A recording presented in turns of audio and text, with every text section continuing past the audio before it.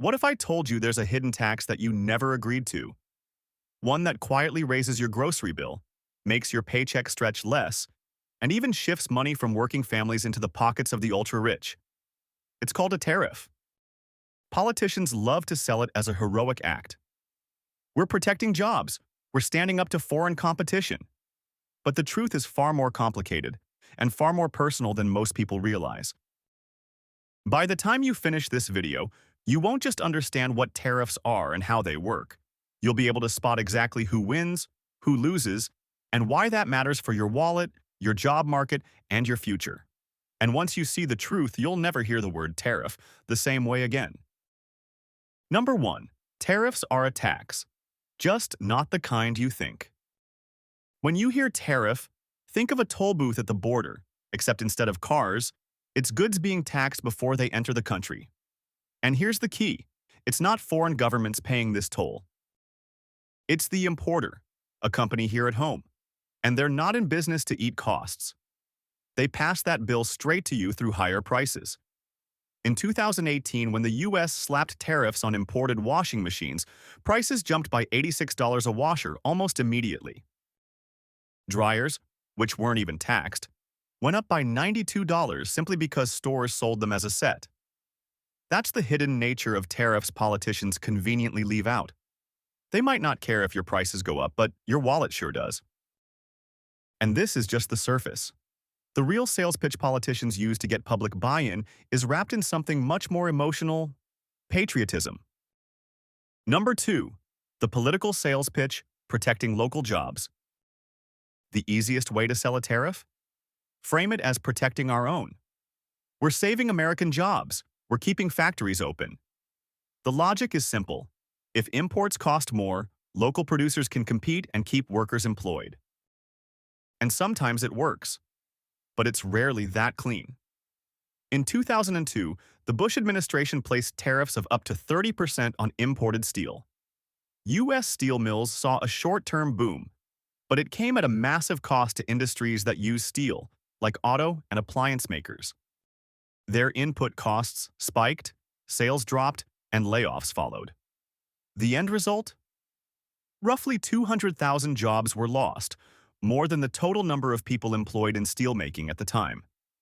Tariffs can protect one set of workers, while quietly putting another set out of work, and that's where the ripple effect starts. Number 3. The ripple effect: winners and losers. Every tariff creates winners and losers. Winners are usually the industry being protected. Losers are everyone else: other businesses in the supply chain, and of course, consumers. The 2018 U.S. China trade war made this painfully clear. When the U.S. taxed Chinese goods, China retaliated by taxing American soybeans. U.S. soybean exports to China collapsed by 75% in a single year. For some farmers, their largest market vanished overnight. Bankruptcy followed. Others stayed afloat only because of emergency government subsidies, paid for by taxpayers. Meanwhile, a handful of domestic steel producers reported record profits. The message is clear: the benefits of tariffs are concentrated, but the costs are spread wide. And often, you're footing the bill. But who really pays? Number 4. Who pays tariffs? Officially versus reality. If you've heard politicians say foreign countries are paying these tariffs, here's the reality check: they're not. The importer pays at the border, then raises prices so that you cover the cost at the store. The Peterson Institute for International Economics calculated that in 2019, tariffs cost the average U.S. household about $800 extra per year. That wasn't coming from the Chinese government's bank account. It was coming from yours. And that cost doesn't hit everyone equally.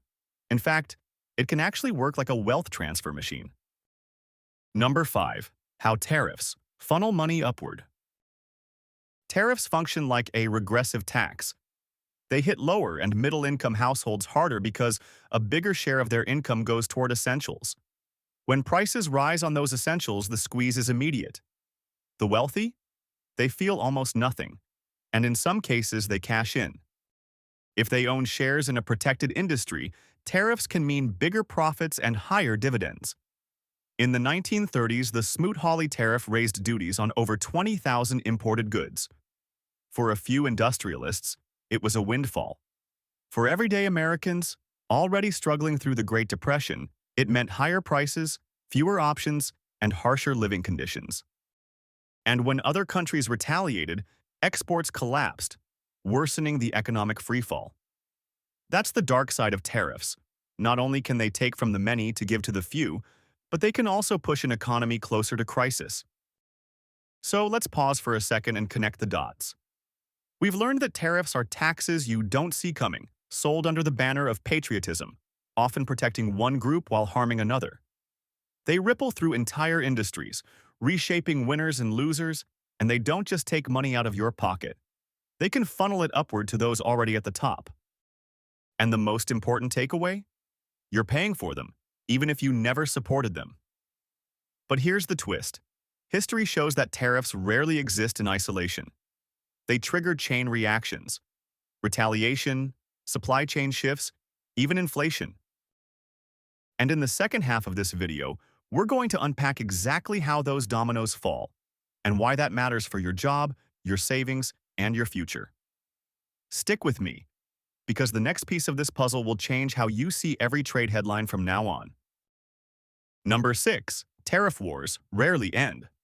Well, history is packed with lessons on what happens when countries start playing the tariff game. And spoiler alert, it rarely ends well. When one country slaps tariffs on another, retaliation almost always follows. That sparks a trade war, a cycle of escalating costs, shrinking global commerce, and worsening political tensions that hits everyone's wallet. Take the notorious Smoot-Hawley tariff of the Great Depression era. While it didn't cause the 1929 crash, it poured gasoline on the fire.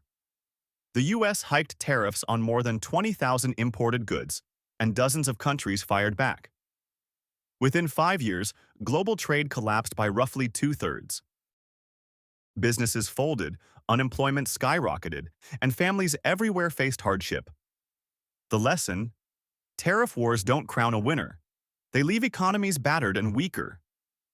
But that's not the whole story. Sometimes tariffs aren't designed to last forever. Number 7. Tariffs as a bargaining chip. Think of tariffs like poker chips in a tense negotiation. Some governments don't want tariffs as a permanent policy. They use them as a threat or temporary leverage to extract better trade deals. It can work, but it's a risky gamble.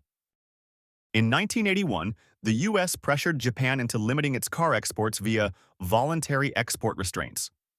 It worked, for a little while. U.S. automakers got a short-term boost. More cars were made here, and some jobs were saved. But Japanese automakers didn't sit still. They quickly adapted by building factories right inside the U.S., sidestepping the restrictions and coming back strong. This example shows how fast global trade adapts, and how tariffs can trigger major shifts in the supply chain that ripple through economies. Number 8. Tariffs change global supply chains. Business owners hate uncertainty.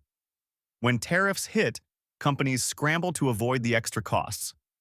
That often means shifting production to countries without tariffs, changing suppliers, or redesigning products entirely. During the U.S. China trade war, many companies moved production from China to places like Vietnam, Malaysia, and Mexico. But here's another catch. Those jobs never came back to the U.S. like some politicians promised. In fact, supply chain shifts often lead to higher costs because retooling factories and logistics isn't cheap, and new production hubs aren't always as efficient. When costs rise across the board, it's not just an economic story. It hits your daily life in the form of something much more dangerous: inflation. Number 9. Tariffs can drive inflation. When import prices climb, domestic producers no longer face cheaper competition, so they raise their own prices. This pushes inflation through the entire economy, making everything from groceries to cars more expensive. In 2018 and 2019, U.S. tariffs on steel and aluminum protected domestic producers, who promptly raised prices on everything that uses metal, from soda cans to pickup trucks. So even if a product is made in America, tariffs can still make it cost you more. Inflation from tariffs isn't some abstract economic theory. It's the extra dollars coming out of your pocket every time you shop. So if tariffs create all these problems, why do they keep making a comeback? Number 10. Tariffs are politically popular even if economists disagree. Tariffs sell like hotcakes on the campaign trail. They sound tough, decisive, and patriotic. Protect our jobs, punish unfair trade, keep our money at home. For politicians, that's gold. But almost all economists, regardless of political views, agree that broad long-term tariffs usually do more harm than good. There are exceptions, like in the early 1800s, when tariffs helped nurture the young U.S. textile industry, giving it breathing room to grow. But those protections often stick around too long, breeding inefficiency, slowing innovation, and leaving industries vulnerable. Fragile industries aren't sustainable. And in the global marketplace, they won't survive forever. Tariffs are powerful tools. They can act as a lifeline for struggling industries or trigger a chain reaction that crushes entire economies. While they might protect a few thousand jobs here and there, they often quietly destroy hundreds of thousands more elsewhere. Tariffs can enrich a small group of investors and insiders while functioning as an invisible tax on millions of everyday families, quietly inflating the cost of living. Throughout this video, we've unpacked how tariff wars rarely produce winners. They spiral into costly trade battles, disrupt global supply chains, and drive inflation higher, affecting everything from the price of groceries to the cars we drive. Even when tariffs are wielded as bargaining chips, they come with high risks and unintended consequences. Despite economists' warnings, tariffs remain politically popular because they sound decisive and patriotic. But the reality is far more complex and costly than the political sales pitch suggests. We've seen how tariffs reshape where and how goods are made, how they shift jobs overseas instead of bringing them home, and how they quietly squeeze your wallet with rising prices you might not immediately connect to trade policy. Tariffs don't just impact the economy at large, they impact your daily life, your family's budget, and your financial future.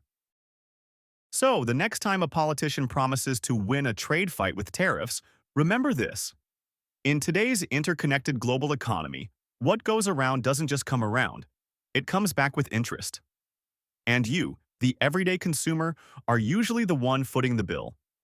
If you've stayed with us this far, you're not just watching. You're part of a growing movement to see through the smoke and mirrors of trade policy and take control of your financial future.